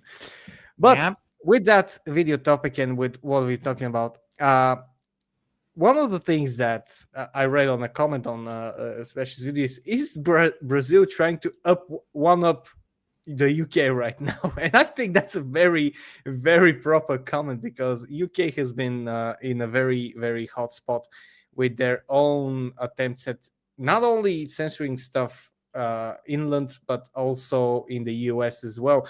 And I think that's becoming a troublesome trend, and I would like you to give me your opinion on what I'm about to say.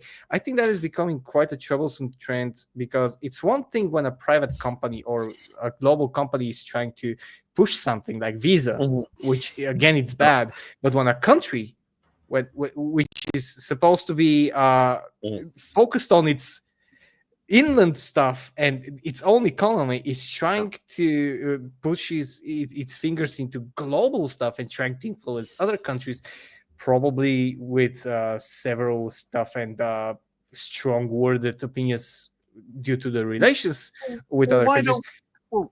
Helzo, why don't we get a panel perspective and start off? Yes. I just wanted to ask what do you think is it becoming a troublesome trend with more and more countries trying to do that, or is just some judge being mental?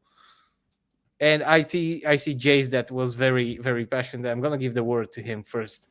Well, I mean, the thing here with all of this is that it's connected. It's hand in hand, and the way it's hand in hand is, let's say Visa does something that people don't like. As a company, they can sort of be regulated or executive ordered or sort of shut down.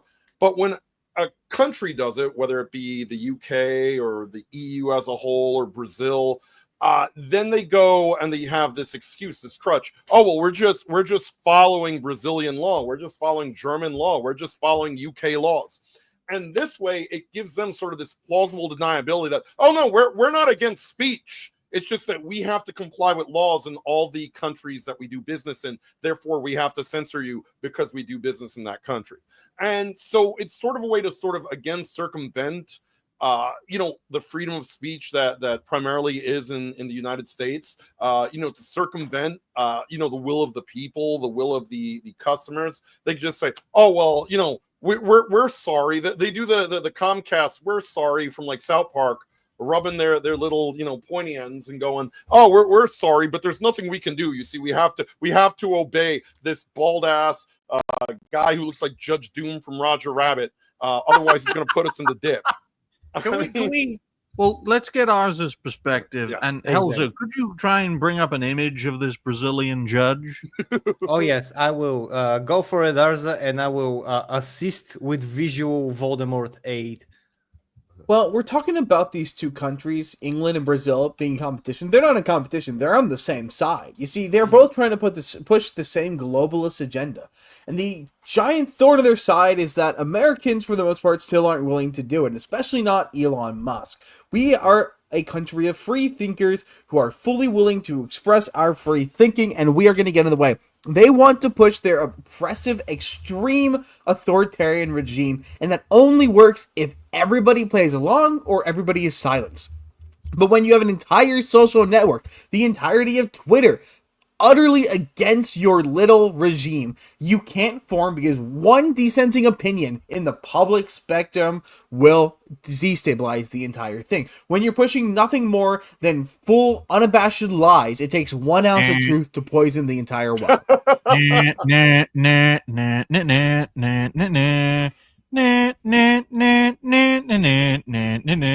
you is this for guy the dressed up? physiognomy.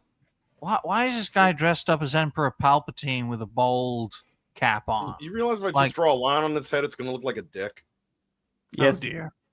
Yeah. Oh dear. But Helzo, I think it was also a donation as well. From Yes, Road. I'm getting. Yes. Let me remove the flaming dickhead over here. We had actually something that, Digny, would you comment on why you should take it easy? I think are you nervous? Are you? Oh, Roadkill is like, oh my flaming gallbladder, dignified cartoon gentleman, take it easy. Look, man, we should praise you and your great family. They are great people. I'm being 100% serious. We need more people to mix. We do. It's a good thing. Get mixing and matching. Yeah, let's tell those Ukrainian teenage girls that. Exactly. Oh, another donation too. I gotta write. They're getting other holes. This is a very long donation list, folks. We have gotten a bunch of donations. We appreciate everyone who has donated, and Helzo's feeding a lot of cats with this. This is going to be an absolute, and your wish is going to probably come true for the obesity crisis. Me and Phoenix tonight are breaking in on Roadkill's taco truck and have a police chase and park the truck down Roadkill's house and have it deported by the ICE agents. Oh. I would pay, Dan. I would pay to watch that live. I'm sorry, Dan. The only person being deported is you, unless you create a network show with me. Okay, Oh my god. I gotta make it happen somehow. And thank you to Roadkill again for another $1.99. I am writing down a lot of donations, folks, because I need to know exactly what Helzo is making to showcase to potential guests how successful this show is. Because you've got to grift and grind, man. Absolutely. Go for it. Let us show future prospects, future guests that they can make it here. Yes, they can. It is all thanks to you that we're Oh, going to succeed. And Roadkill said, "Okay, Dan, this where we at?" Yes. Question mark. It's good to see some gayness in the chat. We appreciate all the donations and all the A lot of I do gayness. appreciate all the you people making gayness the and launch. the anus. And thank you. Well, thank you though to Paper Moose for saying this is a great panel. We appreciate you. Subscribe to me, Dignified Cartoon Gentleman. Subscribe to Go ahead. all. Links are in the description below. So go and check out all of the creators. Each and every one is worth it. I absolutely am honored to be hosting this and with Digny as well, and for the guests. But let us continue with our topic. Arza, do you want to continue and have anything? I think we kind of cut you a little bit. No, I was mostly wrapped up, but no, I mean, this is just exactly how they're going to do it. And that's why they're going after every single exit and entrance. That's why they're going after MasterCard. That's why they're attacking the dissenters like Hollow Knight, and they're attacking everything that hints at a little bit of pro-freedom. I mean, what have they been labeling? Not even labeling. Look at what happened to the AFD. 7 political party members dead in a week, and nobody knows what happened. Look at not one of the South American countries that has finally cleaned itself up. I forget which one it is. The one that gave Elon Musk a chainsaw.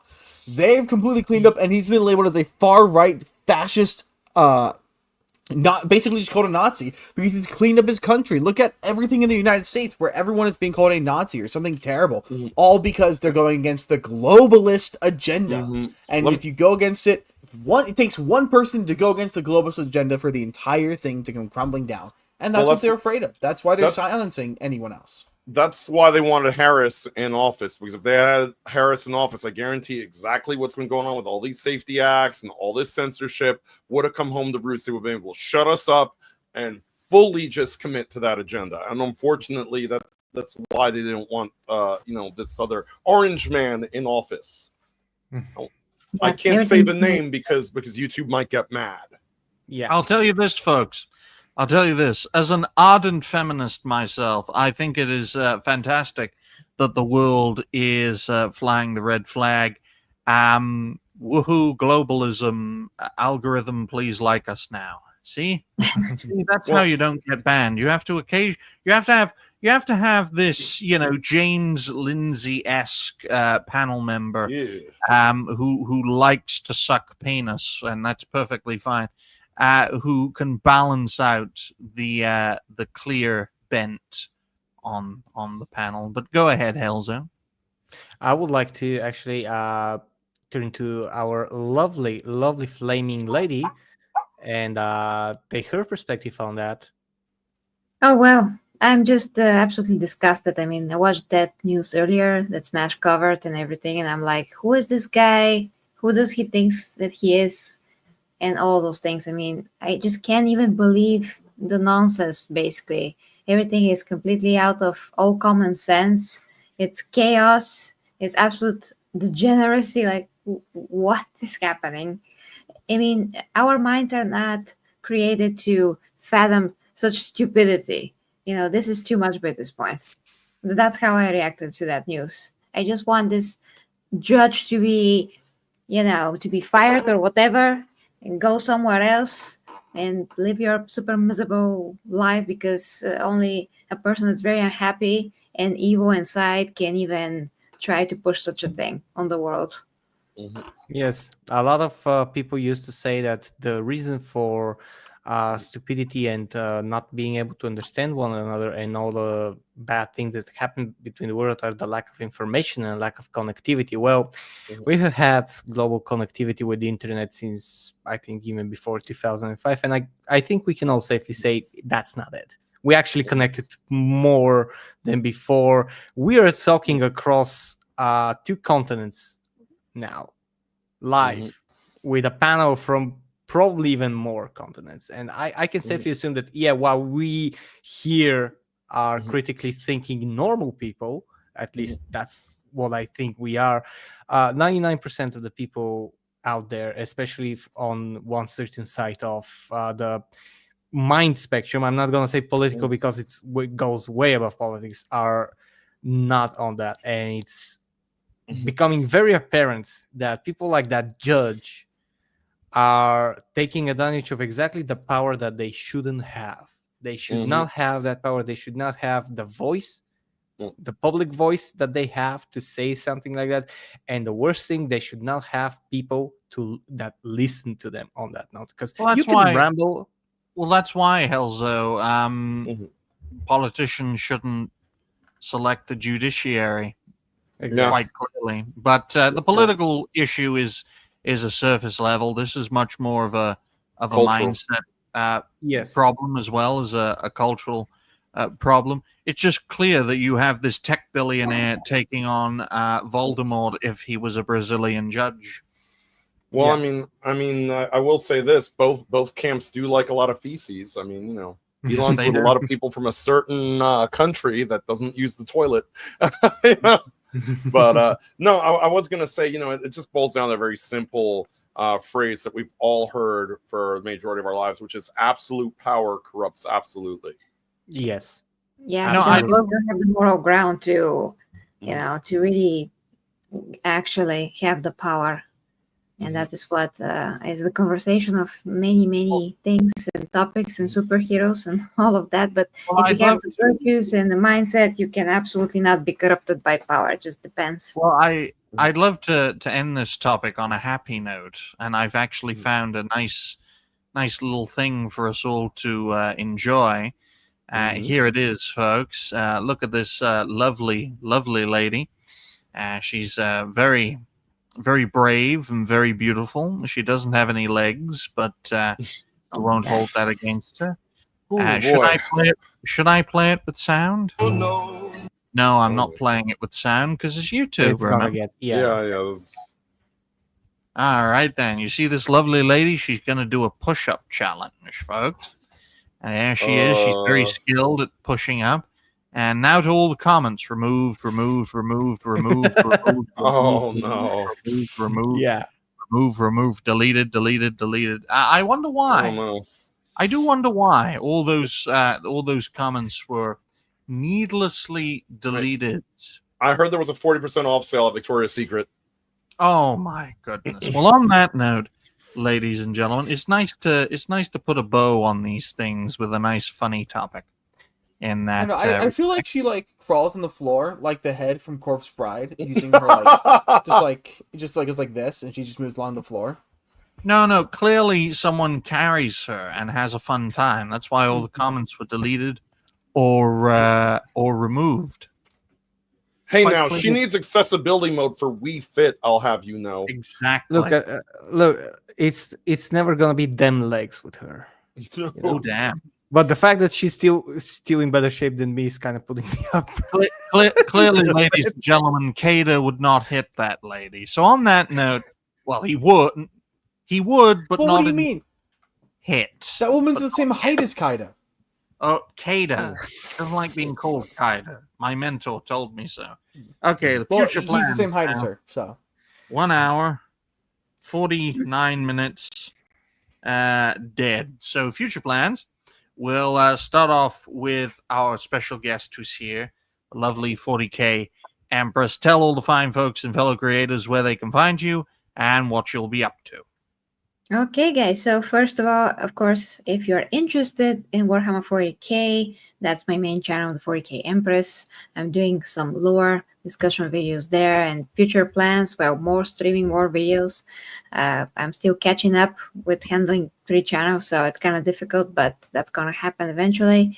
The gaming channel, of course, G Hammer Empress, where I do the gaming news and the streams. I stream 2 times a day most of the time, so it's games, but also news since last week, and the superhero channel, which is the latest one that me and my friend Logan have together. It's about superheroes, of course, interesting topics, really diving deep into the psychology and the meaning behind a lot of superheroes. So yeah, if you're interested in all of those things, that is where I will be trying to create as much as possible and to work with the algorithm somehow, because the last gaming video that I did about that stupid game, what was that, Helzo? Take Us North. Yeah, I thought it was a pretty good video, and it got it was. 38 views. 38 views when I tried to do everything correctly and with the title and everything, and 38 views. I'm like, what is happening here? That's just blowing my mind. What? Sadly, this is the way that it operates. I hope they fix it. I freaking hope they fix it. So yeah, because this is horrible. Alrighty then. Well, what about you, Jose? What are your future plans? All right, well, I'm Jace with Cancel This Podcast. I'm a bit too crude for YouTube. Honestly, I'm too raunchy for Rumble, but Rumble actually won't kick us off yet, we don't think. So you can follow us on rumble.com/Cancel This Podcast. We come to you live Thursday nights, 11:15 p.m. Eastern Standard Time, where politics meets pop culture with snark, sarcasm, and satire. Throughout the week, I have game streams pretty much every day that I'm not doing real-life things. So be sure to check that out. I'm sure I'll be on some kind of game, either Octopath Traveler or Triangle Strategy, which I just started yesterday, or Dragon Quest X. Who knows? It's usually primarily RPGs that I stream. My co-host John will be live with Happy Hour, 5 p.m. Eastern tomorrow. So be sure to check that out, where he covers a lot of the news that can't wait till that Thursday weekly show, mainly because it won't be relevant by that point. And yeah, I'll just be gaming, chilling. Of course, you can follow us on x.com/Cancel This Pod, because the cast part is too many letters. So it's just Cancel This Pod. Be sure to follow us. And also bear in mind, any YouTube channels you see that actually have Cancel This Podcast content are fake as hell. Just report them or whatever you got to do, because that's not us. We don't upload it here because the algorithm will bitch slap us, and then I'll have to come up with some sort of cartoon version of myself. And you don't really want to see my artwork. My artwork is fucking terrible. Well, I'll tell you this right here, right now, that my mentor designed this for me from readily available Google images. So, yeah, you could actually deconstruct me. My body is actually Santa Claus colored gray. So on that note, ladies and gentlemen, Arza, rising star you are, future plans. Well, all plans are currently tentative because I don't know what's going on with my throat. If I lose my voice, I'll be fucked. If my throat gets worse, I'll be fucked. But currently plan on there being either a video tomorrow or the day after, and currently plan on the 12th. I'm going to try and go live to celebrate my 1-year anniversary and hitting my 1-year goal of 400 subscribers.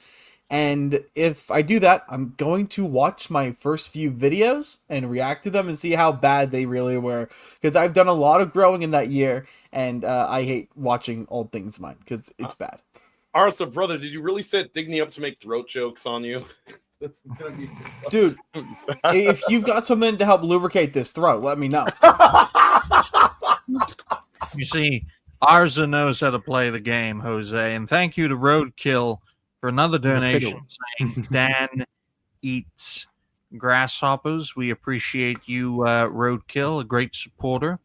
Roadkill, like Dan, has to buy his way onto network shows because they just haven't created enough content to really justify a place here. But yeah, I call it the Mages Guild method of getting onto a panel show. Just donate until there's no tomorrow, then turn up drunk, and then make Will of the Fans regret ever platforming you. That was an interesting story. My That was that was mentor very yeah. yeah. That was very nice. That was a lovely thing to walk. There's one person who'll never be on the network show, I'll tell you that, folks. But my future plans, very simple. Make videos, make shows, make videos from said shows. I am officially the dignified cartoon gentleman, exploring why things go wrong in pop culture, gaming, and wider entertainment. I thank you all very much for watching. I thank the 40K Empress for staying for nearly 2 hours, which is crazy considering the Thank part of the world she lives. And I'd like to thank Smash JT for being on for a solid hour. And I'd like to thank Helzo for sponsoring the show. I'd like to thank everyone for watching, liking, sharing, subscribing, and donating. You are helping a lot of Bulgarian pussy get fed. Okay? Thank you. Black Lives Matter. Now on to Helzo. Thank you very much, Digny. First of all, I would like to start with thanking everyone on the panel that's been here. Special thanks to the 40 campers for being here. I know we both know how late it is. Special thanks to Smash. Absolute legends, everyone. Thank you for being here. Thank you for making this happen. I also want to thank the chat, everyone participating, commenting, coming, watching, and special thanks to the people who donated. Thank you to Clayton, Roadkill, Nobody, Smash JT, Seabrew, Slay Every Game, Lavistro, EB, the members of Furious Dan. The battle between Furious Dan and Roadkill tonight was made. Dash Tech. Thank you very much. Let's see if I missed someone. Nope, I didn't miss it. We just had a lot of donations battles. Thank you very much. As you know, donations go towards bettering the channel, hopefully someday becoming a main thing for me, and they also go to helping homeless animals and animals in shelters. Last month's donations are also helping my cat. We're going through some stuff on it, and on that note, I don't know if I'll be making any content this week. Depending on how things go, I might be in a rut in a place to make content. If not, I will be updating. But in normal times, I make videos during the week. Sometimes I make streams, and Saturday and Sunday I make my morning streams that finish with music sections all the way. And that is all from me. Subscribe to every single one of these lovely panelists and lovely people. I'm sorry to interrupt you, Helzo, but we're only a few dollars away from 200. So if you could help us get across that. Go for it. Jesus Christ. I'm glad I didn't say the H, because my mentor taught me what that was, and it wasn't Horatio. But the more donations, the better. We've raised nearly $200 to feed stray cats in Bulgaria. You know, it's for the cats, folks, for the kitties, all the animal lovers here. Don't know why any of you are animal lovers, but you seem to be. All right, then. So now you can. Because humans don't love us. If you want. Yes. And thank you very much. Those are my future plans. Hopefully everything goes well. Again, subscribe to every single one. Check out the channels. Check out everything. Awesome, talented people based in reality. And UFO Omega with the last minute. How much? $2 coming in for the. I think that. Yep. And, well, the 10 from Mr. Nobody, that's what I mentor calls, and that'll definitely take us over the top. And I'd like to thank everyone for supporting this network. We're a very open and welcoming community. Doesn't matter who you are. It doesn't matter how many triumphs or tribulations you've had. We appreciate everyone for their support. My mentor taught me that you never close the door on anybody. Okay, you don't close the door on anyone, and you welcome people in, even if they shut you out. Isn't that right? That's it's right. Absolutely true. Yeah, Awesome. fucking cowboy wanker. Yeah, I know Okay, who you are. Oh, Hey, actually, that's all for it, folks. Don't end the show. I have something to share. Because right at the go end, for it. no one will watch. All right, let me just get it real quick. Stick around, folks, because we hit $200. I have something special to show you guys. I showed it before the show. This is like secret information. So, yeah, I am deliberately leaking stuff. All right. I don't care because I'm a cartoon and nothing bad ever happens to cartoons. All right. Scroll up, scroll up, scroll up, scroll. There it is. Oh, boy. There it is. Presenting the new Blackstreet, ladies and gentlemen, in their natural habitat. I got to be careful with this. All right, let's have a look. Come on, show it, show it. There it is. Oh my God. All right then, ladies and gentlemen, let's sound on. Just because I sucked a man off does not mean I am gay. But you sucked me off, and So what?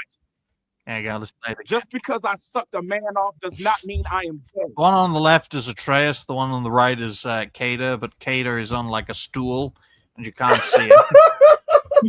On a look, on a stool or a stool. So what? Oh, Just boy. because I sucked a man off does not mean I am gay. but you sucked me off, and So what?